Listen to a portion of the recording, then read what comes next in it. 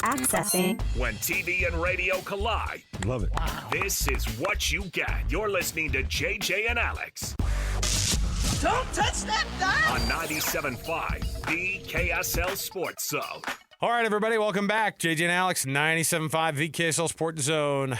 Alex, Kirry, Jeremiah, Jensen, thanks for being with us on the program, everybody. It is a Monday, and that, of course, means we've got tons going on of things to break down and stuff that we have to kind of digest when it comes to where everything sits in the world of college football. So let's kick off the hours we always do here with the cut. We'll jump right in right here.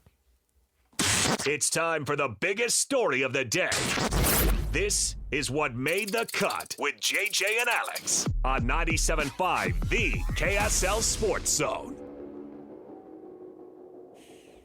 And, of course, this portion of the show brought to you by an incredible selection of Kia, Subaru, Chevy, Jeep, Dodge, or Ram. It is all part of the Doug Smith family of dealerships. They now have the Mitsubishi brand as well under that umbrella. Nobody knows cars like Doug. Nobody knows rankings like the AP voters. And the college football projectionists. Projectionist, that sounds like a cool job. What are you? Well, I'm a level 1 projectionist for the college football playoff. And everybody's going to be getting it wrong right now. The very first college football playoff rankings will come out in a couple of weeks, and they will be wildly different from what they end up as, right? There's just so much more football still to be played. There's so much more to be able to figure out. And so there's a lot of guesswork that needs to happen. And I would say that the guessing right now in week 8 of college football, JJ, is more difficult to do than it's ever been. Is that an understatement? Or, I mean, do you Never think, more am I difficult oversaying than it? now because of the transfer portal, because of the changes in the rosters, because of a lot of different dynamics that are going on right now. College football is not like it used to be where you could predict and count on who the top 3 or 4 teams were. As you're seeing this year, it is a mess, and I love the chaos. I love all of it, yeah. I like to see what ends up happening, across the board.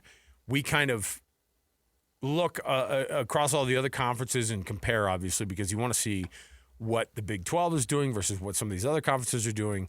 Vanderbilt gets, I would argue, an even bigger win than last year's Alabama win at Vanderbilt. And here's why, because it's late in the season. Last year, if you remember right, they ended up 7-5. That team is already 6-1. Yeah. And beating a number 10 LSU team, and I don't know if it's true or not that it is a number 10 LSU team, because who knows how accurate that is, but they just continue to pass all of these different tests, right? Vanderbilt is a team that is on the rise because they are going to be looked at, and people are going to still go, yeah, okay, maybe, right? But your AP poll goes like this. Ohio State, 60 out of the 66 first-place votes. Indiana has gotten 6 of those 66 first-place votes, so 90% of it going to Ohio State, 10% going to Indiana. Texas A&M, 3. I'm shocked by that. Not that Texas A&M is third because I feel like it's too high. Texas A&M is still going. They're 7-0. It's the first time they've been 7-0 since like 1960 or something like that. We talked about this. They've always been good but never great. And they've always been overhyped. Always. And so now this feels a lot like where Texas has been over the past couple of years, which is overperforming as to what the expectation has been, which is we actually have lowered our expectations for Texas A&M now. We've lowered our expectations for Texas because over the years, they actually weren't getting anything done. And Texas A&M now, number 3 in the country, according to the AP poll. Alabama is right back where Alabama is used to being. Yeah. And it's shocking because they are weirdly, quietly getting better and better and better. And they might end up having the Heisman Trophy winner, Ty Simpson, on their team before it's all said and done. And Alabama and Kalen DeBoer are doing something that I think people were hoping that he wasn't going to do. And now I would say he's even overperforming because Alabama wasn't expected to be this good with a bunch of guys who you were like, I don't even know who their guys are. And now, number 4 in the country, another big one over the weekend. And beating Tennessee was a big deal, and they needed it. Georgia beat them soundly, by the way. Georgia getting the win at home, eking out one against Ole Miss, which was a fun one. It was a fun one to watch. I don't know how good either of those teams are, by the way, Georgia and Ole Miss. Yeah, I'm questioning both. 80 points? I don't know. I mean, Georgia, we're just used to them being in the top 5, so it's no big deal when you see that big G right there. But are they the 5th best team in the country? I would say no. 80 points getting scored between those two teams. Yeah. At Georgia, you don't think to yourself, wow, what an offensive or what a defensive powerhouse Georgia is right now. They're not. And so Oregon at 6, quietly sneaking back up the rankings again. Georgia Tech has moved up as much as anybody else has across the country over the past 2 weeks because they're undefeated. And they are the highest-ranked ACC team in Week 8 of the college football season. It's an absolute joke. You want to know why? Why? Let me tell you their schedule.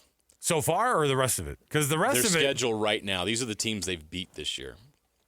Colorado, in Boulder, by a touchdown. They beat Gardner-Webb. They beat Clemson 24-21. We now know who Clemson is. Clemson's ranked 12th now in the country, buddy. They beat Temple at home 45-24. They won at Wake Forest by a point. 30-29. They beat a Virginia Tech team that has already fired their coach 35-20. And they won on the road at Duke 27-18. Does that sound like the resume of a top 10 team in the country? Sounds like the resume of a team that runs the ball a lot, right? Yeah. Just like, I'm going to control the clock. Let me read the rest of their schedule. Oh my goodness! Home against Syracuse. Put them in the at NC State. Put them in the CFP. At Boston College. Home against Pitt. And they end the season, of course, with 5th-ranked Georgia. Not a conference game though. No. And they could lose that game, go to the ACC championship, and still be a part of that conversation. And if they lose to Georgia, how much are they going to get dinged for a loss to Georgia? They won't. Right. Last year they go to 8 overtimes with Georgia. But that team goes and plays Ohio State in the playoff, or they play even in Indiana and Oregon. They lose by 3 scores. They get boat raced. I promise you that. They're a fraud. Oh boy, they'll be exposed here soon. People have nice feelings right now in Atlanta. They're this year's Indiana. No. Soft schedule. Doesn't mean they aren't great. Oh my they're a good team, but are they a playoff team? Are they a team that can win a national championship? All right, so there's your number 7 team of the country. All right? BYU's better than Georgia Tech. I don't know. I have no idea. Ole Miss at 8, Miami at 9 after that bad loss at home, by the way. At home, Carson Beck throws 4 interceptions, and Louisville ends up getting the win there. I rescind my apology to Carson Beck. Vanderbilt. You suck again. Yeah, oh yeah. Vanderbilt moves all the way up to number 10. I don't know when the last time they were ranked number 10 in the country, if ever. Hey, Alex Napolis. What world do we live in? Look up when last time Vanderbilt was ranked 10th in the country or better. Vanderbilt and Georgia Tech are in the top 10 in the country, and we're entering week 8. And it's 2025. Technically week 9. Vanderbilt and Georgia Tech back in the top 10. That sounds like something that was said in like the 1930s. Ooh, give me a Vanderbilt-Georgia Tech playoff game. BYU moves up to 11. Okay. Wait, Georgia Tech was 2009? And Vanderbilt. Was James Franklin what about their head Vanderbilt? coach? What about Vanderbilt? Was James Franklin the head coach of that Vanderbilt team in 2009? No, but he's saying Georgia Tech was number 9. Oh, I thought you were saying Vanderbilt. We were asking for Vanderbilt, but he gave us the bonus Georgia Tech. Okay. So that's interesting. Georgia Tech and Vanderbilt. I don't know when I don't know if they've ever been in the top 10. BYU 11. Vanderbilt 1947. Okay, so see, we knew this was going to be James Franklin, old school. definitely not the head coach of that team. Diego Pavia, you've done it. And by the way, I think that was also the last time they had beaten Georgia or something. No, that was like 40 years before, though. BYU 11. A 2-loss Notre Dame team is 12.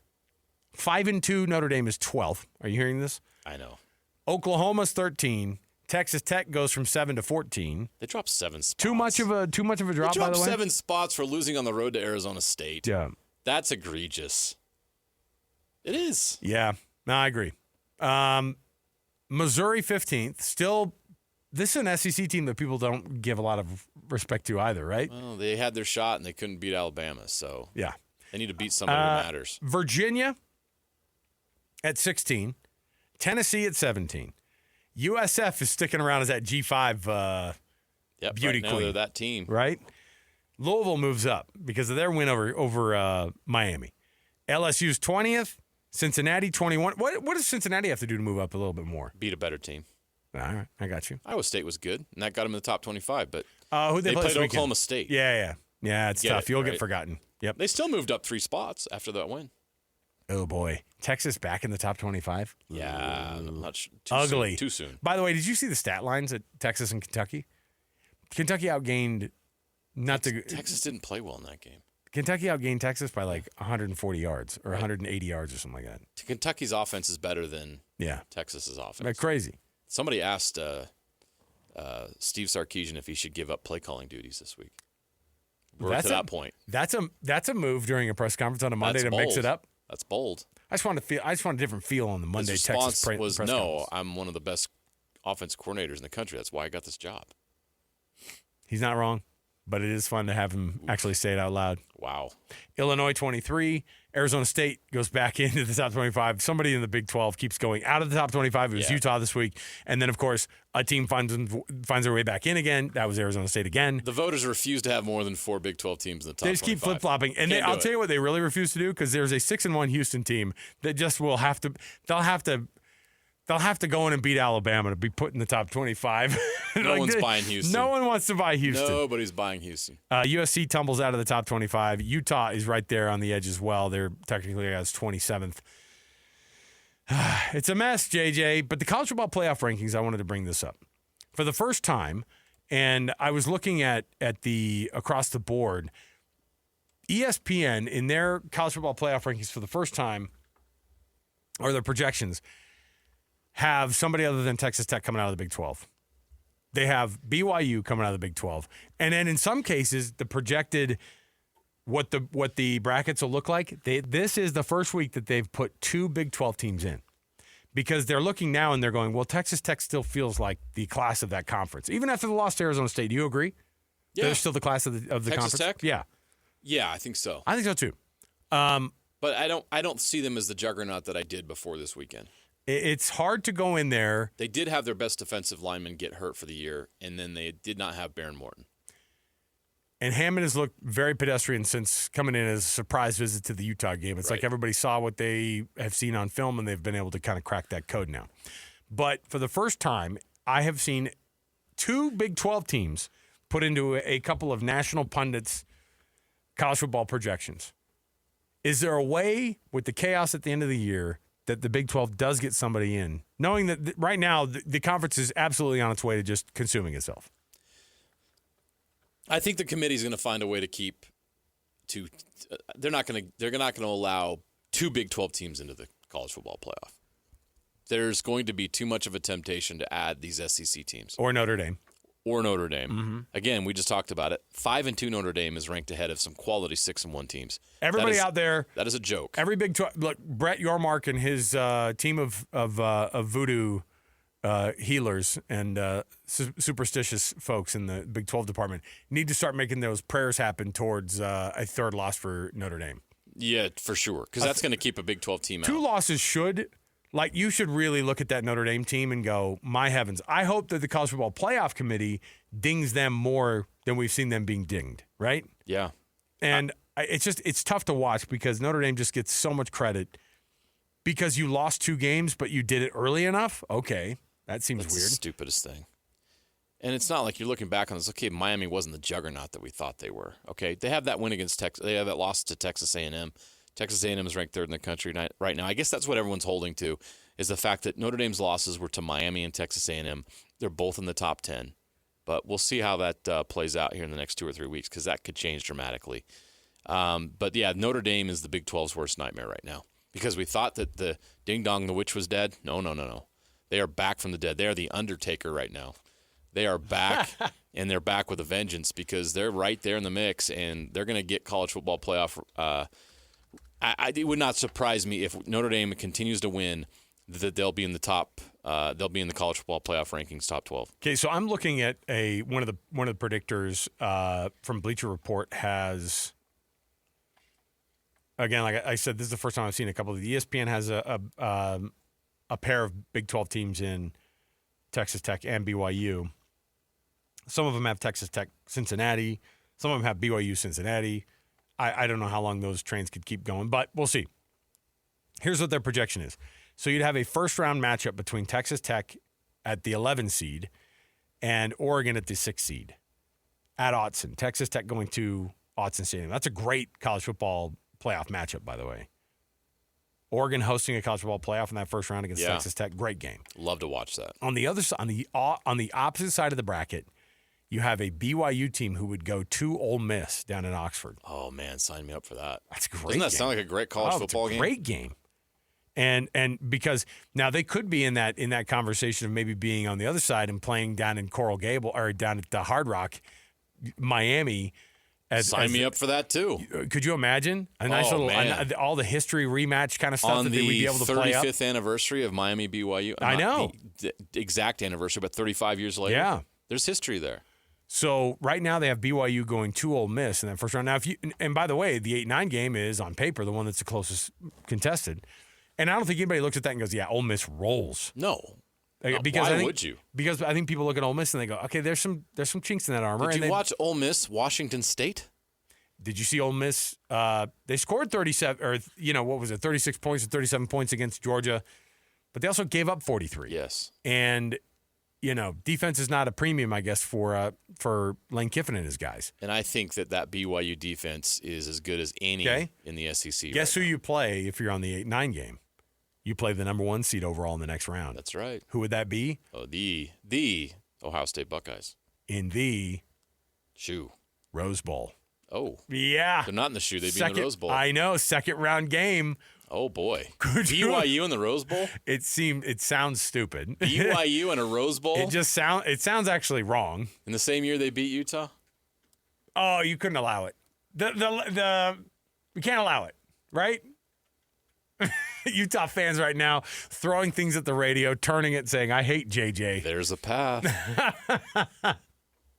Now, again, we bring it up because these are the types of things that people are looking at and going, maybe, maybe not. It's a lot of maybes, and more often than not, it's going to be a probably not based off of the numbers. But. Alex, it needs to be said. BYU deserves credit, in all seriousness, for putting themselves in these conversations 2 years in a row. Oh, yeah. What is their Big 12 record over the last 2 seasons? Right now, hold on. Let me add it up in my head here. 18-2. Well, just in the Big 12, they're I want to say they are. Well, they're 7-2 last year, so they're 14-2 in their last. Wait, sorry. No, they're 11-2. How many?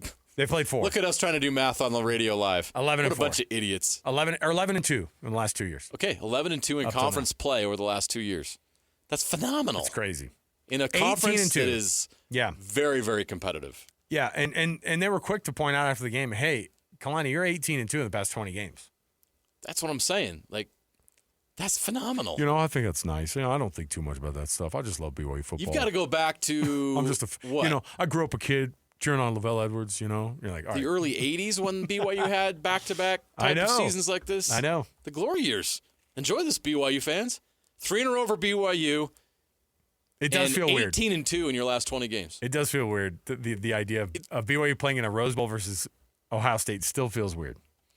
Now, on the flip side, if let's say they're that 10 seed, they'd be all the way on the other side of the bracket, and they would be playing Indiana in the Orange Bowl. And then you think to yourself, hold on a minute, BYU versus Indiana in the second round, if they could get past Miami or Georgia Tech, and they play Indiana, who hosts them at the Orange Bowl, that's 2 teams having to go down to Florida who have no business being in Florida this time of year playing football games, right? Right. So why not? Wow. Why not a BYU win over in Indiana, right? And there's history there, too. For those of you old heads that remember, the BYU and Indiana played in a bowl game in the 70s. Nobody, JJ, no one remembers that. Okay? I think my father-in-law was on that team and he doesn't remember. Send your emails to Kirry at KSL.com. I'll take your heat. I was on that Indiana. What bowl was it? It was the Holiday Bowl, of course. Oh, it wasn't the old Copper Bowl? I remember when they... No. They should bring back medals for the games again. I played in the Copper Bowl. Well, I mean... Played in the Platinum Bowl. Yeah, come on. Let's do it. They're all sponsored these days. I know. Like the Timber Ridge Fireplace Bowl. Hey! You know what? That could be the next one. That could be the next one. Just an idea, just a thought. Just a thought. All right, we'll take another break. We'll come back. trfireplace.com or 801-896-0792. Just say you heard it right here on the KSL Sports Zone and get that extra freebie. We'll take a break. We'll come back. We got more to go. 97.5, the KSL Sports Zone. Ladies and gentlemen, the biggest name. You're locked into JJ and Alex. With the insight and analysis on the teams you can't live without. This is 97.5, the KSL Sports Zone. Welcome back, everybody. JJ and Alex, 97.5, the KSL Sports Zone. Alex, Kirry, Jeremiah, Jensen. You can nominate the youth sports volunteer that you know for the Hercules Hero of the Week program. The way you do it is just go to KSLSports.com/contests, and then you listen every Thursday afternoon, and we read off those weekly winners for you, and we celebrate the efforts of those youth sports volunteers that make a difference in your neighborhood. It's a Hercules Hero of the Week program sponsored by the folks at Hercules First Federal Credit Union and Beehive Meals. You get a prize from both if you're the winner. Let me see here, JJ. Oh my goodness! Don't look now. The Mammoth are 4-2. Mm-hmm. Win over Boston, third straight win. By the way, yesterday. that was it was a little nerve wracking, but I'll tell you, who do you have goals from? Gunther, Cooley, and Keller. Yep. Guys who we got to know a little bit last year, right? And now you add, and there's no doubt that when J.J. Peterka's on the ice too, that affects how teams cover the stars that are out there because he's now added to that group of one of them, right? But Dylan Gunther, I was watching. Actually, here's how sick I am.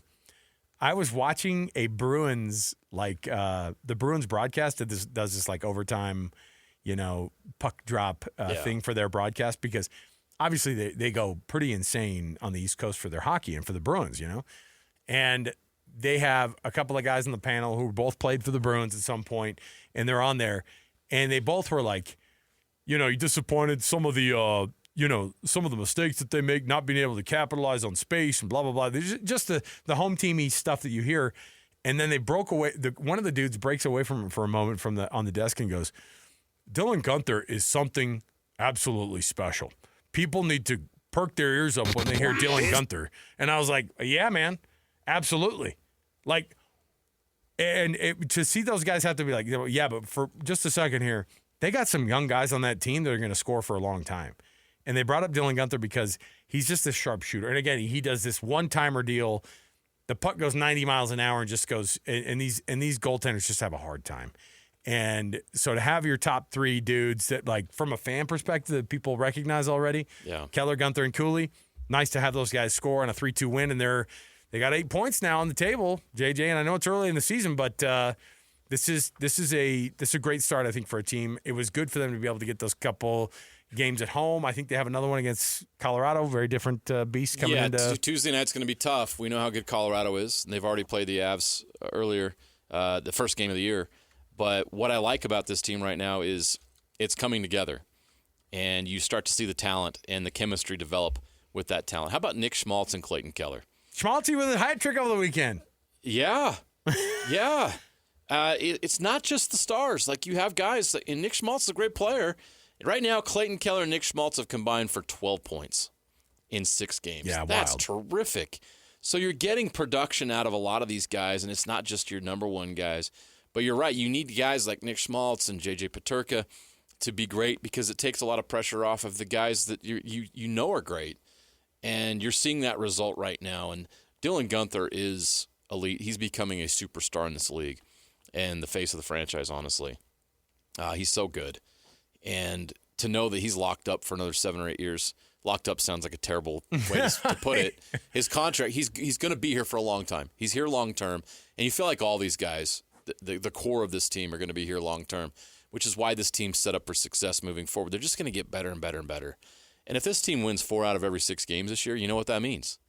They're going to be in the playoffs. And they're not only just going to be in the playoffs, they're going to be in a position to be able to do some damage when they get there. So love what I've seen through the first 6 games. A little bit of a slow start on the road. That Blackhawks loss was a little disappointing. I thought they'd be more productive in that game, but you're going to have those games in the NHL to come home and to establish the Delta Center, this new renovated Delta Center. It feels like it's a brand new building for hockey. Last year, I think it just felt weird. It was different. It didn't feel like a home barn. This is a home barn now. Everything they've done, this team looks very, very impressive at home. And I think if they can establish Delta Center as a tough place to play, like they have so far this season, they're going to have a phenomenal year. Let me roll out what the rest of the Western Conference looks like so far. The Jets are 4-1 and have 8 points. The Mammoth are 4-2. They have 8 points. The Blackhawks, they've played one more game than everybody else. They have 3 wins and 2 overtime losses, so they're at 8 points. By the way, the Avalanche haven't lost a regulation game yet. They've only gotten 1 loss in overtime. They have 11 points. They're 5-0-1.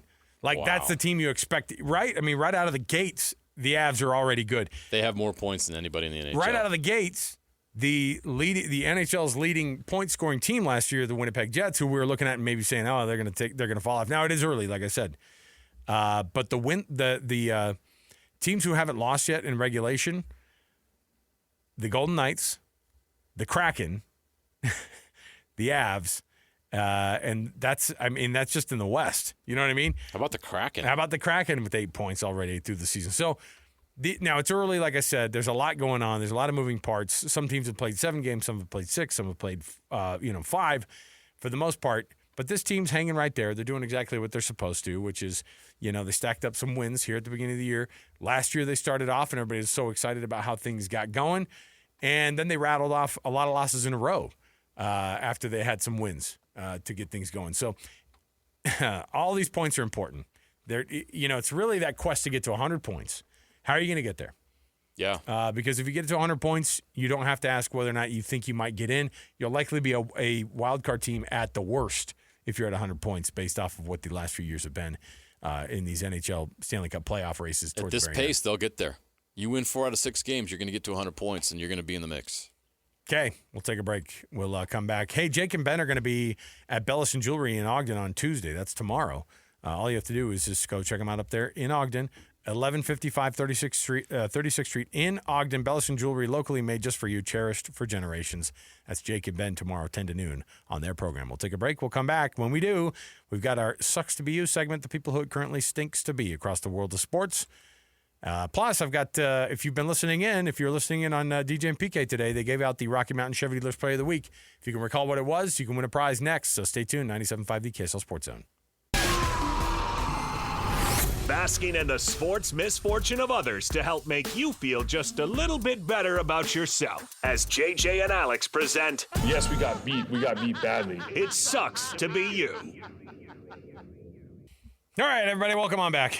97.5 VKSL Sports Zone. Alex Kirry, Jeremiah Jensen. Yeah, the music is the open indicated here. On Mondays, we do our heroes, obviously, the weekend warriors, people who won the weekend for us in the first hour. But we cannot forget the people who it currently sucks to be. I thought it was appropriate. I think our producer, Alex Napolis, did a great job of just going, you know what? Actually, now that you think about it, when you start listing off all the teams, every Florida football team across all pro and collegiate level, Florida State, Norvell, gone. Yes? You trying to fire a coach? I know you kill people on the show. You're trying to fire a coach on the show? Gosh, I thought he wasn't going to make it to Monday. I mean, Stanford was a bad loss. He might make it to the end of the year. But here's the deal. His face after that, coming up an inch short on that goal line against, checks notes again, it was Stanford. They did lose to Stanford. A very tough Stanford team. It was at the library, Gritty. too, JJ. Gritty Stanford team. Yeah. I know they call it the farm, but I think a lot of people make fun of it now. It's called the library because it's so yeah. damn quiet. They're like, shh, And they're playing empty. football over here. And, no one's there. Although the library at Stanford's probably chock full. In 2025, do people still use libraries? They Sure. should. Sure. But are they? Okay, Florida State stinks. Florida, Napier, gone. That one's right? That is correct. He's definitely gone. That actually happened. Hey, you won the game on Saturday. We still didn't like it. You're gone. It's like such a Florida move. That's almost like a flex. We fire our coaches the weekend after they win a game. They don't wait. They do it mid-season. My brother was at that game on Saturday down in Gainesville. He lives in Florida, and he goes to these games periodically. And he is like, yeah, the place is packed. It's the swamp. Nobody likes Billy Napier. And it really feels, you feel so left behind in an era when in the same conference, Diego Pavia is going, thank you so much, everybody. Thank you so much. Number 10 Vanderbilt. And everybody's looking across the thing going, they can freaking win and we can't. It's hard, man. It's a tough time to win. The Miami Dolphins, Mike McDaniel, gone. Wait, close. Jay Norvell, Colorado State, fired. Ooh. That one happened this weekend, too. Yeah. Trent Dilfer, fired. Oh, yeah, he deserved it 2 years ago before it even started He up. deserved it. He didn't get killed. That's a lot of mid-season coaching Yeah. changes. Now, Mario Cristobal and the Miami Hurricanes, they've had a great year so far. this last weekend, they may have shown that they're not ready for it yet. Nah. We were always right. That they're not ready for it. We were always right go. about Miami. Sucks to be the New York Giants. Oof. And their fearless quarterback, Jackson Dart, who, man, that poor kid, they had that thing wrapped up. Kaysville's own. He got over Jackson the goal Dart. line there, and he thought he'd won the game. I'm telling you, it was.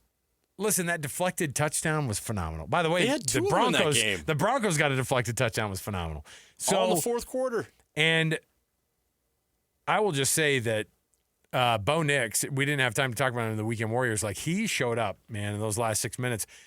Now, were you telling me too? Because not that you weren't paying attention to this game, or not that you were only paying attention to this game yesterday exclusively, but when the Giants were up 19-0 and then 26-8, Yeah. there was with no about thought. 6 minutes left. There was not everyone. All the stats were anyway. The Giants are going to get their first road win since 2023. You know, whatever it was, they've lost like 9 in a row on the road. Half the crowd had left. Oh, by the way, at the very end of that Utah BYU game, I'm walking down to the field and there's about 5 minutes left. I'm watching Utah fans come back into the stadium. I was Really? like, oh yeah, they started to come back in the stadium. They heard some stuff going on. Oh, wow. They started to come back into that stadium. And I was like, wait, hold on a minute. And they let him in. I mean, they let him, yeah, so. Anyway, so there you go. The Giants, tell me, this has never happened in NFL history, right? It's not that That quarter. comeback? No. Like even 33 points in the fourth quarter?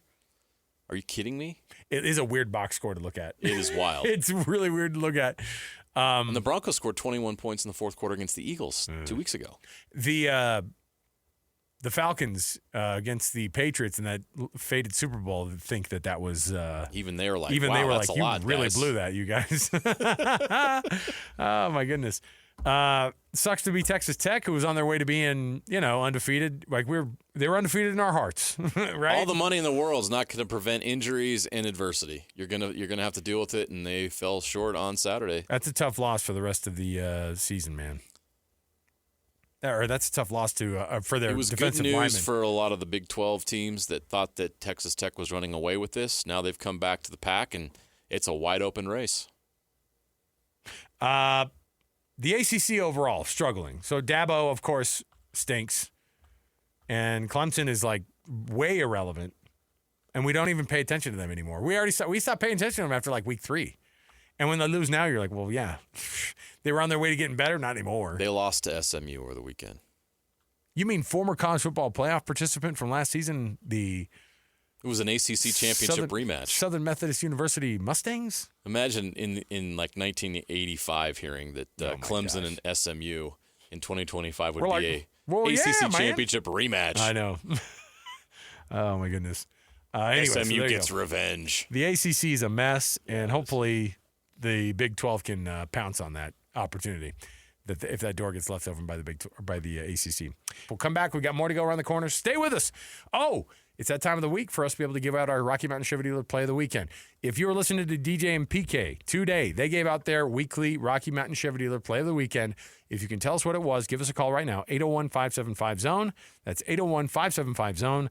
You get yourself an Amazon gift card. Nice little start to the Christmas shopping. If you're like us, get started early, we'll give you that Amazon gift card to get things going. 801-575-ZONE. That's 801-575-9663. Tell us what that play is. Any clues, Alex Napolis, of what the play was of the weekend? One of the greatest sports performances we've seen. Oh, a little reference to JJ's reference Boy, earlier. you just Okay. gave it away. Well, they Gave didn't it away know. this week. Because, there's BYU fan out there goes, oh, Bear Bachmeier's 22-yard run? Okay. Perfect. All right. We'll take the break. We've got more to go. Stay with us. 97.5, the KSL Sports Zone.